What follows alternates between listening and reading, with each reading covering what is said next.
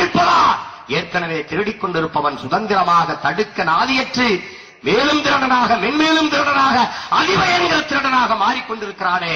ஆயுதம் ஏந்தி தன் மரணத்தையே முன்னிறுத்தி உயிரை உருக்கி ஒரு குப்பிக்குள் அடைத்து உதத்துக்கு முன்பு சைனைடு குப்பியாக தொங்க போட்டுக் கொண்டு களமாடிய என் பெருந்தலைவன் தமிழ் தேசிய இனத்தின் தலைமகன் அண்ணன் பிரபாகரன் அவர்கள் ஆயுதம் ஏந்தி களத்திலே தாயக விடுதலைக்காக நின்ற போதும் தமிழ் தேசிய கூட்டமைப்பு என்றை உருவாக்கி தேர்தல் களத்திலே பங்கேற்க வைத்து மக்களால் தேர்வு செய்யப்பட வைத்து பாராளுமன்றத்திற்கு அனுப்பியது ஏன்?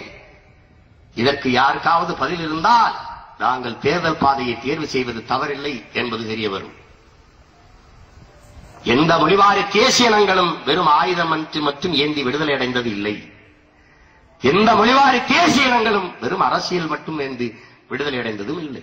இரண்டும் இணைந்து பின்னி பிணைந்து கிளர்ச்சி செய்தால் விடுதலை அடைந்திருக்கிறார்.